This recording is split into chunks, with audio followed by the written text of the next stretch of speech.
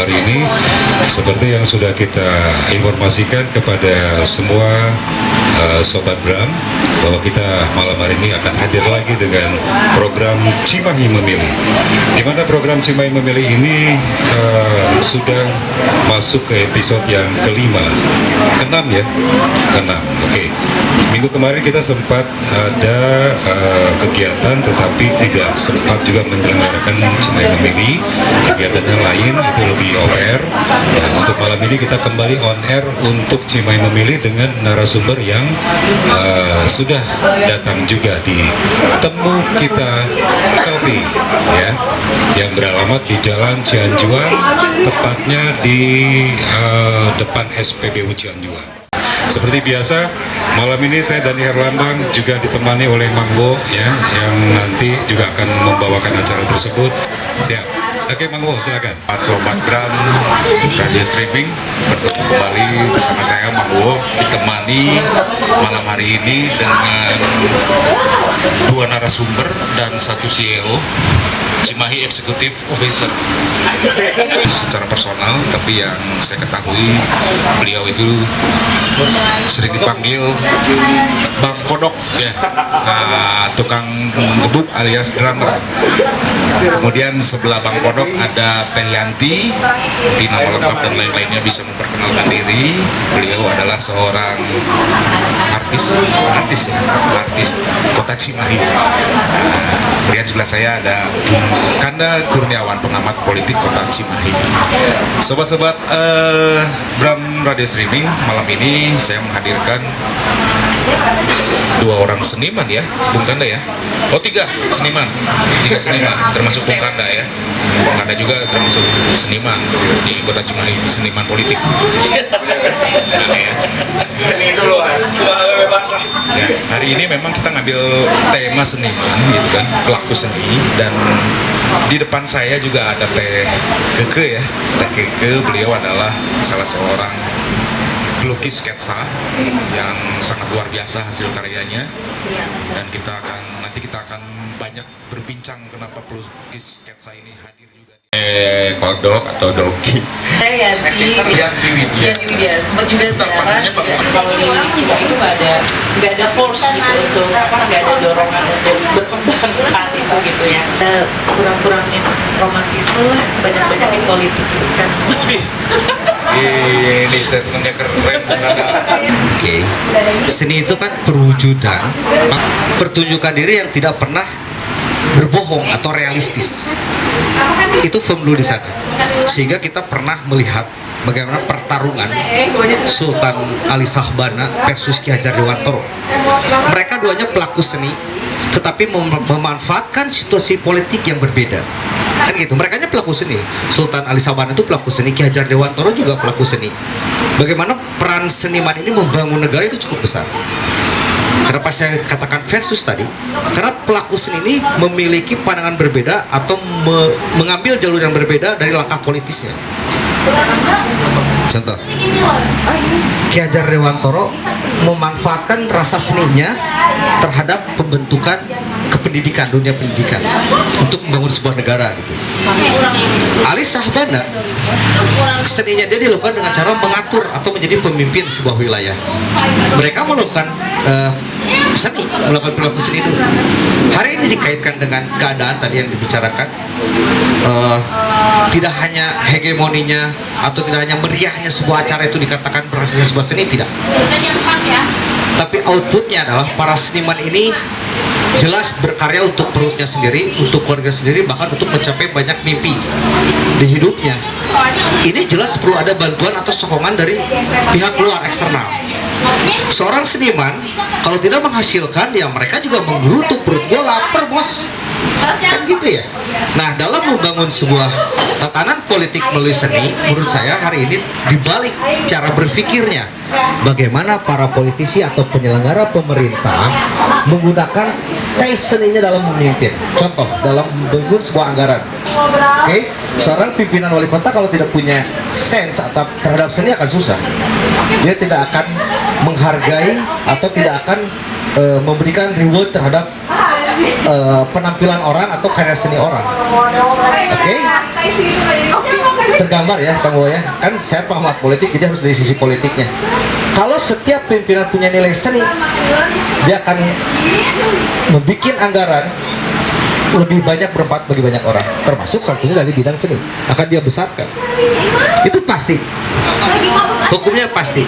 Kenapa? Karena tadi seni itu penampilan diri yang tidak pernah berbohong atau realistis. Itu seni. Yanti nyanyi, suaranya halus, dia akan menampilkan dari hatinya. Ketika dia bilang satu notasi aja, dia akan dengan hatinya, kan betul ya, tidak asal lah intinya. Iya Betul. dong.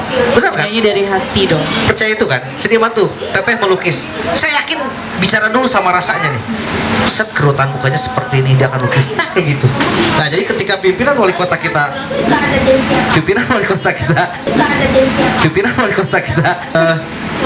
mempunyai tes seni yang kuat, dia akan membuat anggaran juga dengan baik gitu. Tadi seniman dipikirkan, si teteh ngelukis terus benang duitnya, cokot hasilnya orang pamerkan atau kita biayai ikut ke pameran di lukisan mana, biayain dong sama negara.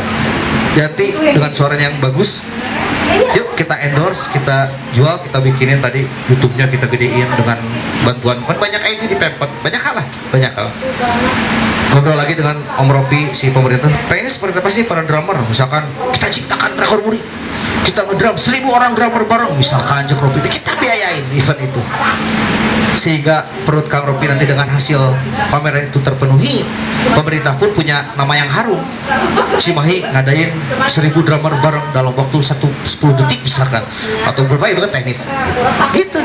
Kalau pemerintah peduli, usulan para seniman dipikir, bikin nomenklaturnya, cari kode rekeningnya, itu bisa dicari gampang, tinggal datang ke Kementerian Keuangan, selesai kayak gitu.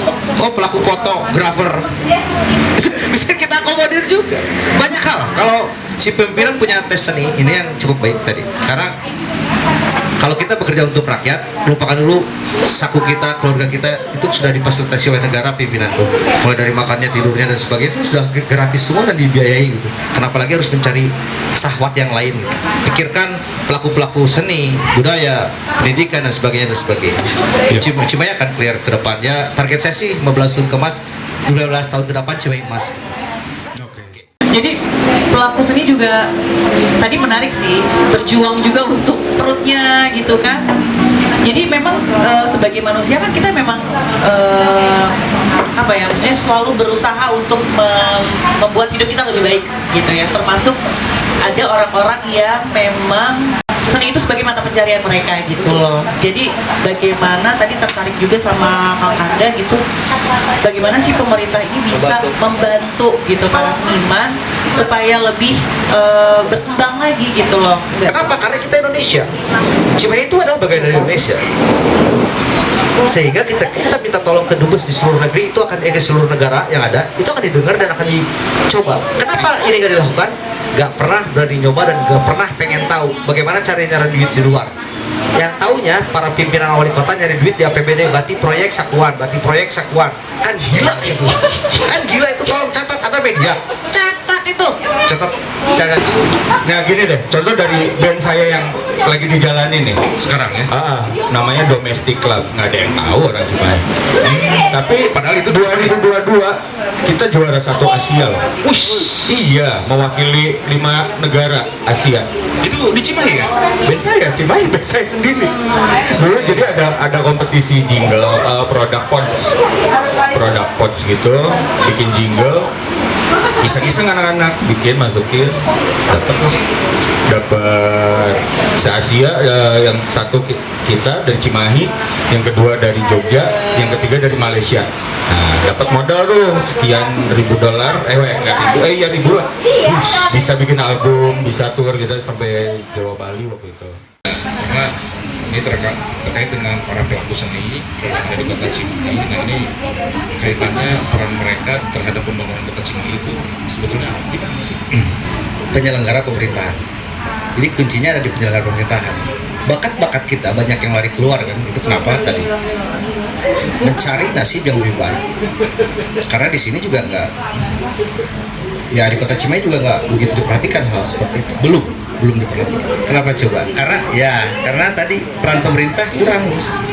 Contoh kemarin ketika ulang tahun kota Cimahi, ada Cimahi Menari ya, anggaran keluar cukup baik, sehingga perhatian pemerintah adalah intinya dengan PJ wali kota ini cukup baik nih Kang Diki Saron ini, saya plus ya berani mengeluarkan anggaran yang menurut pemerintahan terdahulu kurang penting.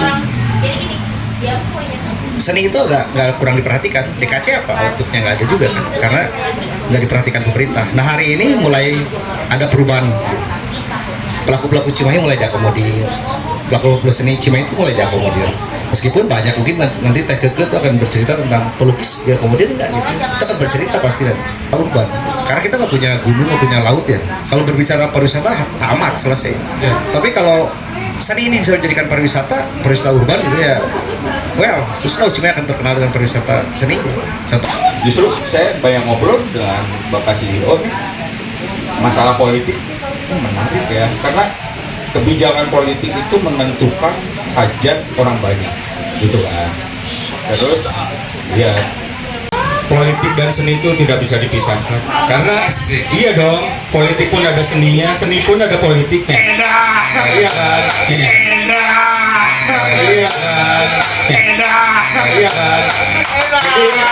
Jadi pelaku politik harus memahami seni, dan yang pelaku seni harus melek politik. Keren. Karena itu saling bersinergi.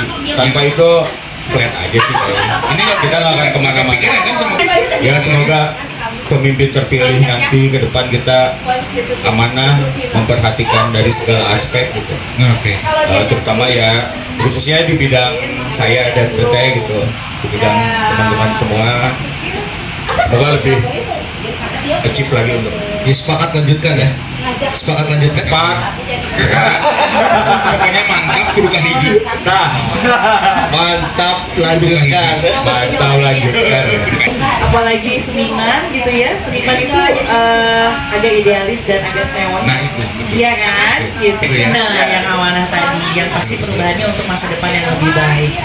Ya, kan untuk yang lebih baik itu harus amanah kan, Sepakat. supaya Kahiji. Romantisme Cimahi tadi. Biar tadi romantisme politik di kota Cimahi semakin menarik. Ya. Jadi saya pikir saudara-saudara sudah lama tertidur, makanya saya bangunkan kembali. Yuk kita berkreasi lagi untuk membangun Cimahi. Berkreasi Ya, kembali ya. gitu. Intinya seperti itu. Baik sahabat-sahabat Bram Radio. Menarik sekali di episode hari ini kita ada 2 session yang sekarang hadir di tengah-tengah kita. Ada Ibu Keke, panggilannya Ibu Keke ya? Nah, Ibu Keke beliau adalah seorang seniman khususnya di pelukis sketsa ya, tidak sketsa. spesifiknya. Enggak. Oh, Jadi saya secara keseluruhan pelukis saja.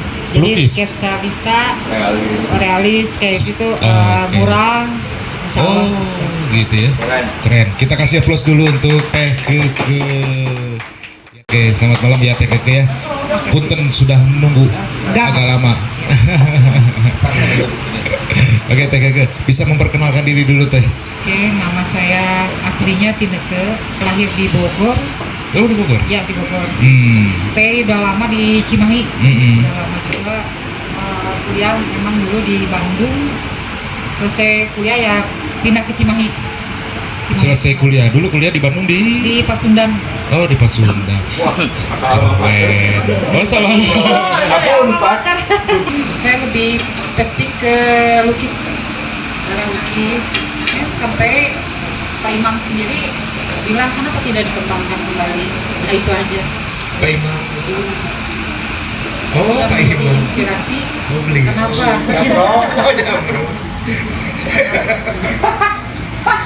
Ya lupa saya. Siapa? Temannya sendiri gimana sih? Teh Keke ini melukis salah seorang tokoh Cimahi gitu kan, dan calon wali kota kita juga ya. Nah, ini Tidak, sistemnya sistemnya kalau hanya pesan aja Oh, dari sistem pesan luar aja. dalam bulan-bulan ini ya sudah 4 tokoh berarti bisa lukis berbentuk sketsa. Sketsa. Sketsa berarti bukan lukisan lagi. Siapa aja itu, Teh? Sketsa ya calon gubernur. Wih, 2 calon kandidat, terus 2 calon kandidat wali kota juga. Wali Kota Cimahi Pangatian ya.